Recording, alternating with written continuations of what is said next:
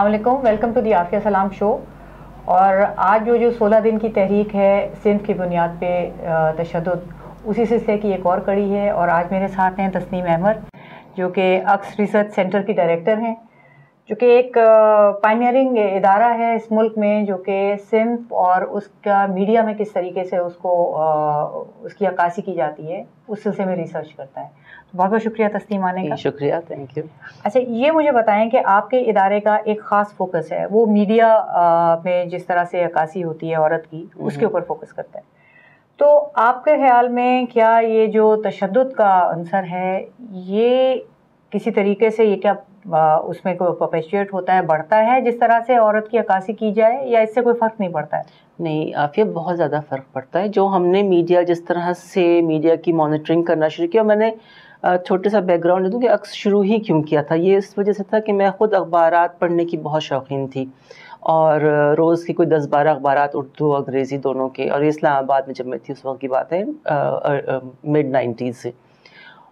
तो जब अखबारात पढ़ती थी और जो मैं कैप्शंस और हेडलाइंस देखती थी, स्पेशली क्राइम रिलेटेड स्टोरी में, कोई जुर्म हुआ हो जिसमें औरत किसी तौर पे या उसके साथ कोई जुर्म हुआ हो, ज़्यादती हुई हो, तो जो हेडलाइंस लगती थी और जो कैप्शंस लगते थे वो ऐसे थे कि मुझे समझ में नहीं आता था कि मैं किसके पास जाऊं, किससे बात करूं।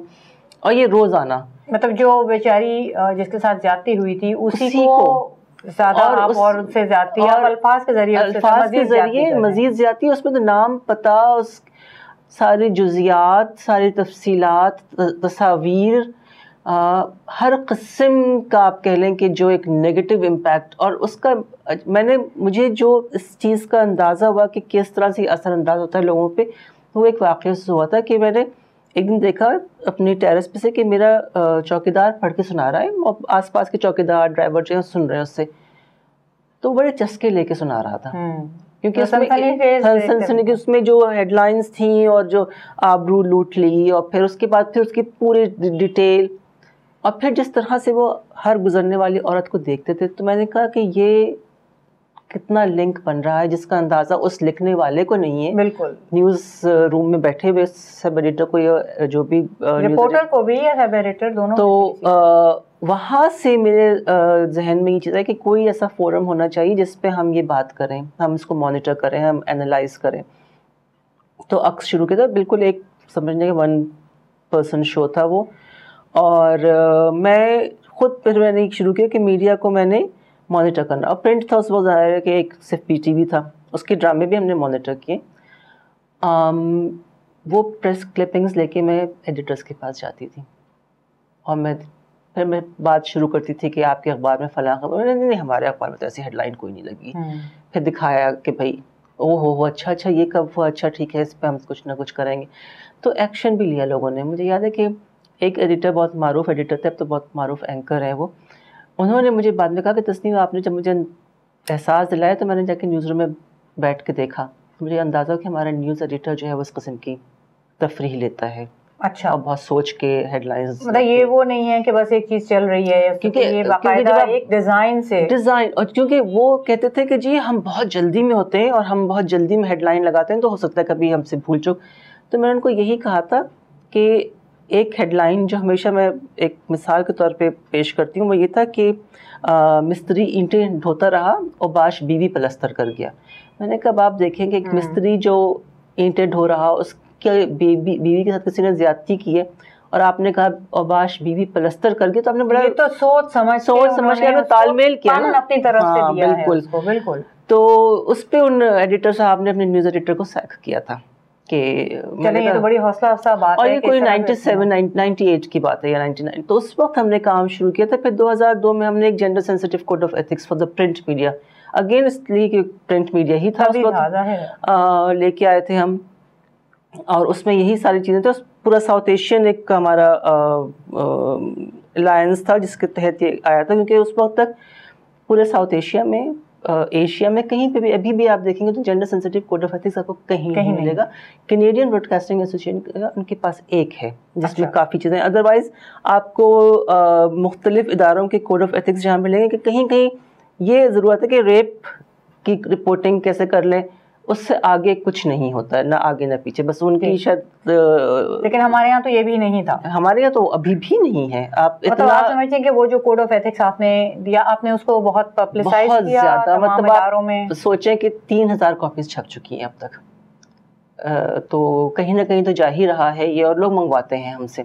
अच्छा। और न्यूज़ रूम में, जैसे पाकिस्तान में हमारी दोस्त फौजी शाहिद होती थी ज़माने में, चीफ रिपोर्टर थी, उन्होंने न्यूज़ रूम में लगवा दिया था उसको। अच्छा। कि आप देखा करें इसको, और अंग्रेज़ी उर्दू दोनों में था, तो दोनों तरह की ज़बानों को फैसिलिटेट करता था, तो फ़र्क आया। अच्छा। मैं आपको इसे 2 से बताऊंगी जो हमारे एग्जाम्पल्स हैं। एक तो ये था कि जब हमने काम शुरू किया था उस ज़माने में हमने बहुत ट्रेनिंग सीखी। अक्सर ये हेडलाइंस आती थी कि कुंवारी माँ अपने गुनाहों का ढेर कूड़े पे फेंक के चले गई, कुंवारी माँ ने नौज़ायदा अपना गुनाह फला जगह फेंक दिया, या जो भी। तो कुंवारी माँ, गुनाह, बच्चा, ये हमेशा आता था। हमने ये आर्ग्यूमेंट दिया कि भाई आपको क्या पता कि वो कुंवारी माँ थी, हो सकता है कोई ऐसी मजबूर माँ हो जिसके पास बच्चे बहुत पाल ना सकती हो, फिर ये कि उस बच्चे का बाप भी तो कोई होगा, ये अकेली औरत का ही काम था क्या ये? तो ये सारे, अब हमने जब 10 साल के अपने एक कंपैरेटिव एनालिसिस किया था, तो अब आप देखेंगे बहुत सारे उर्दू अखबारात में अब आता है कि नौज़ायदा बच्चा पाया गया या नौमौलूद की लाश मिली, तो वो जो कुंवारी माँ है वो एलिमिनेट होती गई है। फिर ये जो इस्तिलाहात थी जो बड़ी तफरीह के लिए था कि भंवरे तितलियों पे मंडलाते रहे, मतलब जब लड़के लड़कियों को छेड़ रहे हैं, तो वो इस किस्म के, वो भी बहुत हद तक कम हुआ है, क्योंकि एक प्रेशर आया। ठीक। और वो प्रेशर इस तरह का नहीं था कि हमने बहुत डांट डपट के हमने इनको समझाया कि भाई इससे ये होता है कि फिर आपका अखबार लोग बस में पढ़ के बस में ही वैगन में छोड़ देते हैं, घर नहीं ले जाते हैं। ये लोगों ने हमसे कहा था। अच्छा। कि ऐसे अखबार तो हम जो खुद काम करते थे ना अखबारात में, वो कहते हम ये अखबारात अपना अखबार हम घर नहीं ले आते, क्योंकि हम नहीं चाहते कि हमारे बच्चे बेटियां ये अखबारात पढ़ें। तो ये उनको खुद ये एहसास है, इसका मतलब है कि जो उसमें छप रहा है वो इस काबिल नहीं है, वो कोई अखलाकियात से गिरी हुई चीज़ है। बिल्कुल ये था, और अब बहुत हद तक अभी भी है, मैं ये नहीं कह सकती कि 100%, मगर हाँ मे बी 50% बेहतरी आई है। मगर अब जब प्रिंट मीडिया थोड़ा सा सुधर गया तो अब हमारे पास इलेक्ट्रॉनिक आ गया जी। तो वही वाली बात है आपकी, और जैसे हमारे इस फोरम का नाम है स्पीक फॉर चेंज, तो you did speak for change और they did, but the thing is that now we are faced with a bigger challenge कि आप उनको तो शायद आपको काबू में करना आसान था, क्योंकि अल्फाज का जो असर है वो बहुत थोड़ा होता है मेमोरी, मगर जो विजुअल्स का होता है या विजुअल के साथ जो टेक्स्ट आ रहा होता है उसका होता है वो बहुत देर पर रहता है। उसके अलावा जो विजुअल मीडियम की जो रीच है, जो पेनिट्रेशन है, वो तो कहीं ज्यादा है। आपके हमारे यहाँ लिटरेसी लेवल जैसा है वो तमाम लोगों तक तो नहीं पहुँचता अखबार।